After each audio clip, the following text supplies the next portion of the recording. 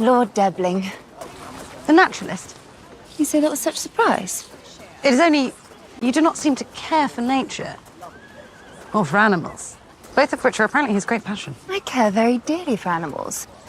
I love a good fur. Oh, I would not tell him that. So when I started watching Bridgerton, there was no world in which I thought that I'd ever be written for Cressida Cowper. I want to talk about Cressida Cowper, how she grew and how we somehow ended up secretly written for her in Bridgerton. Hi, my name is Susan. If you're new here, welcome. If you're not new here, how's it going? It's good to see you. In season 1 and 2 of Bridgerton, Cressida was mostly an undeveloped side character. When Daphne was trying to win the prince, or actually the prince was trying to win Daphne, she was Daphne's rival then, and she also made fun of Penelope and bullied her. So she somehow enjoyed being the center of attention and was pretty much only known by the audience for spreading negativity, essentially.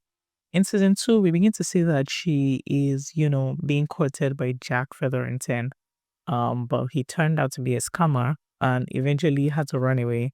In season 3, Cressida became Penelope's rival for Lord Debling, but we see that she also becomes Eloise's friend in the 3rd season.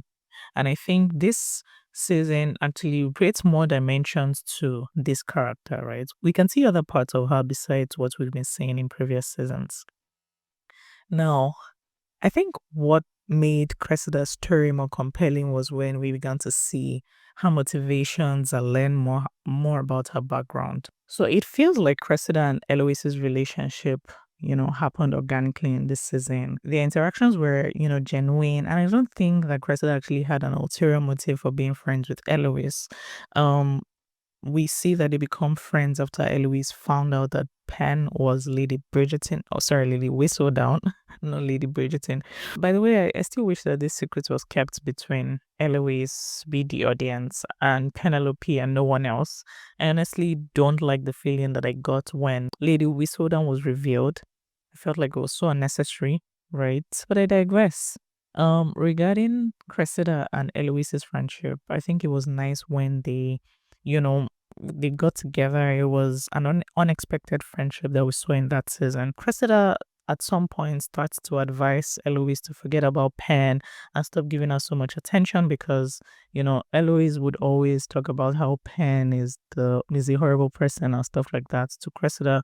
And Cressida was just trying to get her to get past the negativity, essentially. She also, to an extent, understood the kind of relationship that Eloise and Pen had, and that, this wasn't just like a petty dislike that was going on or a petty fight that was going on. It was pretty serious. And I think that Cressida tried to be there for Eloise, keeping this in mind. But then we start to see in this season as well that Cressida, has issues. I mean, she's always had the issue of not being able to land a husband.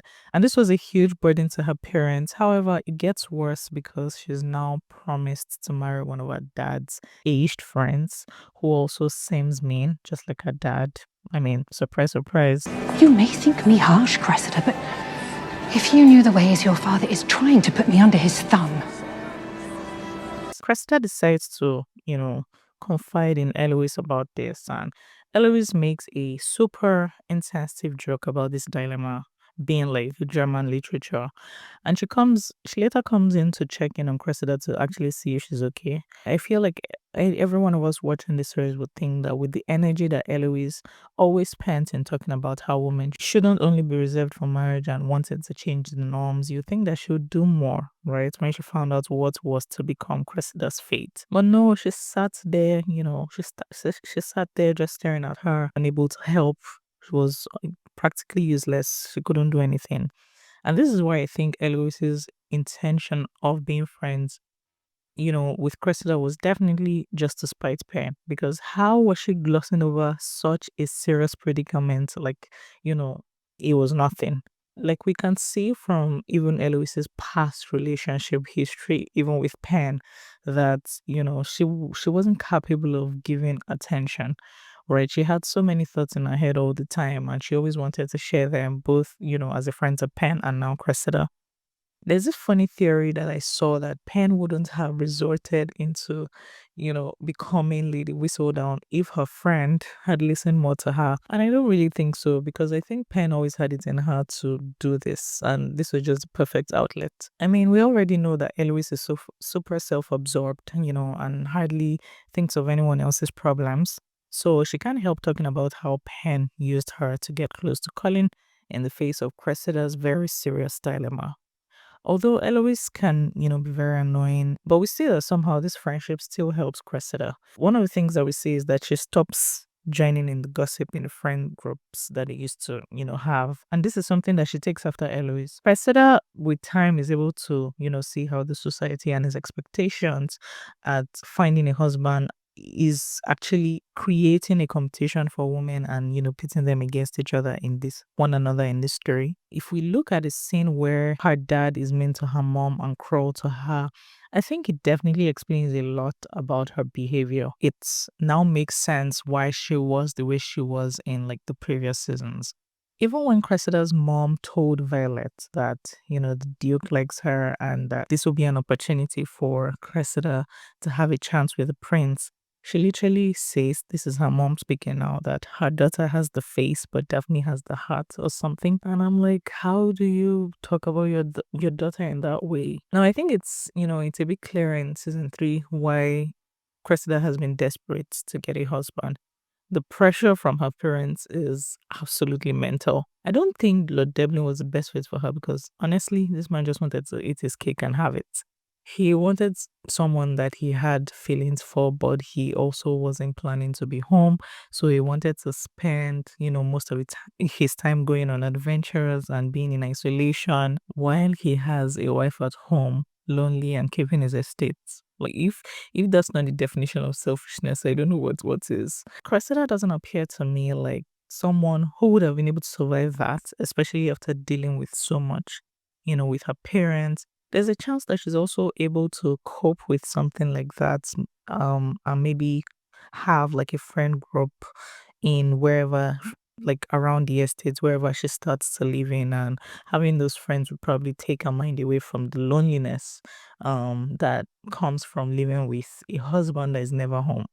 Now, to the main parts that I think defined Cressida in the last season.